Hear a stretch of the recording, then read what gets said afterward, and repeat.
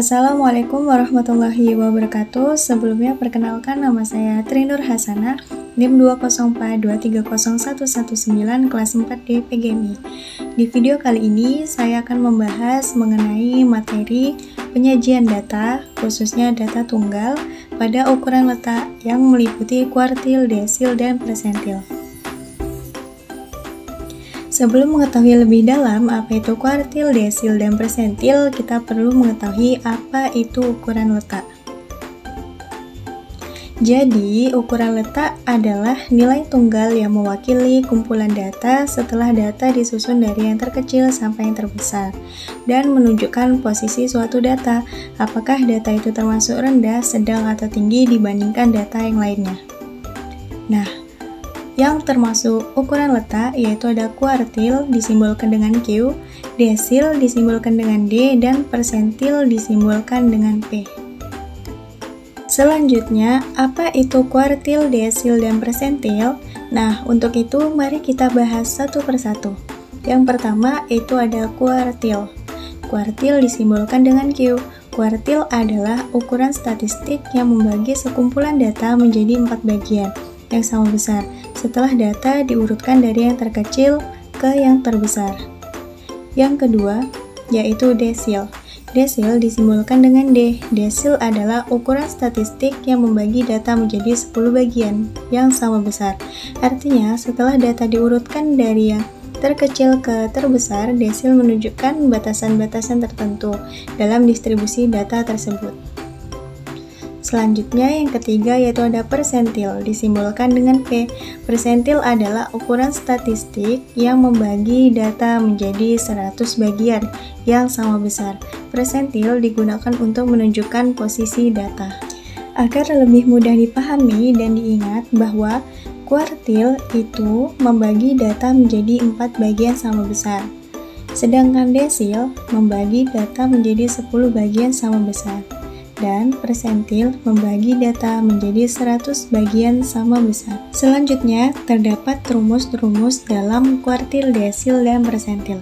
Yang pertama ada kuartil. Kuartil dirumuskan dengan QI sama dengan kuartil ke I, buka kurung, N tambah 1, tutup kurung, dibagi 4. Nah, I ini artinya adalah kuartil ke berapa, dan N ini adalah jumlah data. Kemudian ditambah 1 dan hasilnya dibagi dengan 4. Yang kedua, rumus desil. Desil dilambangkan dengan D. DI sama dengan data ke I, buka kurung, N tambah 1, tutup kurung, dibagi 10. Selanjutnya, persentil atau PI sama dengan persentil data ke I, buka kurung, N tambah 1, tutup kurung, dibagi 100. Pada rumus ini sudah sangat jelas bahwa kuartil itu dibagi dengan 4, desil dibagi dengan 10, dan persentil itu dibagi dengan 100. Dengan I adalah angka yang ingin dicari, N jumlah data, kemudian dibagi dengan masing-masing ketentuan. Baik, kita masuk contoh yang pertama yaitu contoh dari kuartil.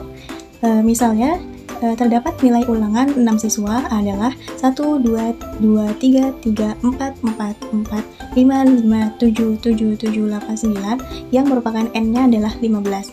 Nah, di sini mari kita tentukan kuartil kedua atau Q2 dan kuartil ketiga atau Q3. Yang pertama ada Q2, yaitu sama dengan rumusnya I, buka kurung, N tambah 1, tutup kurung, dibagi dengan 4. Nah, Q2 sama dengan I adalah 2, karena I yang dicari. Kemudian N-nya 15, dan ditambah dengan 1, kemudian dibagi dengan 4.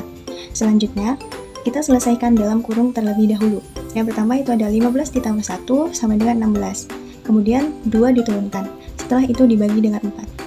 Selanjutnya 16 dikali dengan 2, hasilnya yaitu 32. Dan 32 ini dibagi dengan 4 mendapatkan hasil 8. Namun 8 ini bukanlah hasil dari Q2.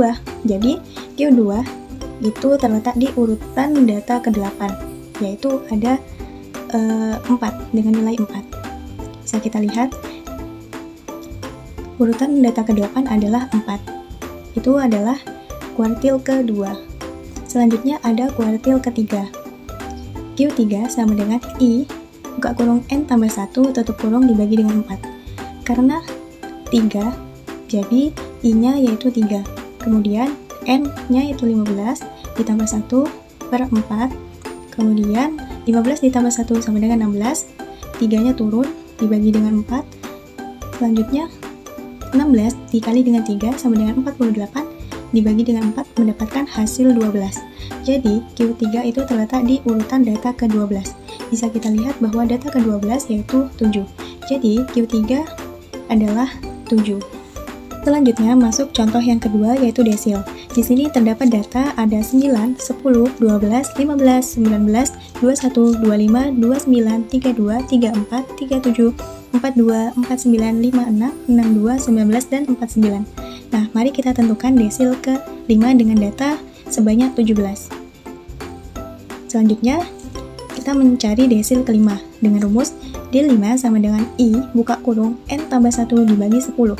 Karena desil, maka dibagi dengan 10. Kemudian, sama dengan, karena I adalah 5 atau I adalah yang dicari, maka I di dalam rumus itu menjadi 5. Kemudian, N jumlah data ada 17 ditambah dengan 1 per 10. Kemudian, kita kerjakan di dalam kurung terlebih dahulu. Jadi, 17 ditambah 1 sama dengan 18, 5 diturunkan, dan masih dibagi dengan 10. Selanjutnya, 5 dikali dengan 18 mendapatkan hasil 90, kemudian dibagi 10 mendapatkan hasil 9. Jadi, D5 terletak di urutan data ke-9. Bisa kita lihat, urutan data ke-9 yaitu adalah 32. Jadi, D5 atau desil ke-5 yaitu 32. Selanjutnya, contoh yang ketiga, kita mencari persentil. Dengan data yaitu nilai ulangan dari 10 siswa adalah 20, 30, 40, 50, 60, 70, 80, 90, 100, dan 110.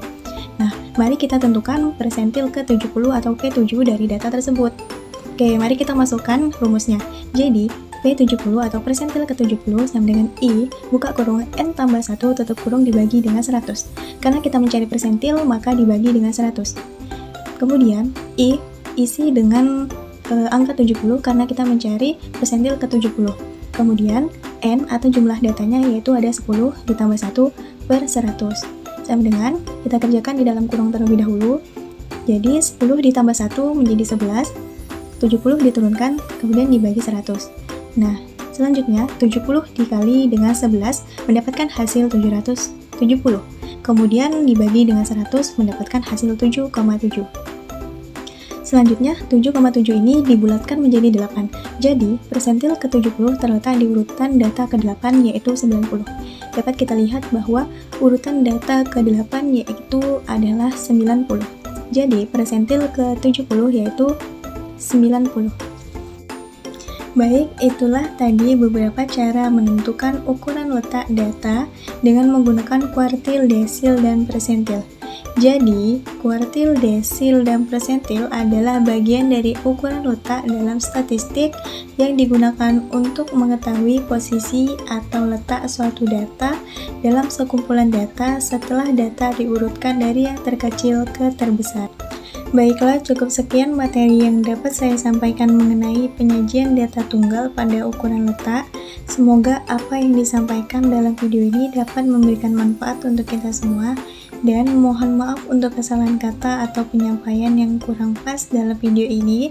Saya akhiri, wassalamualaikum warahmatullahi wabarakatuh.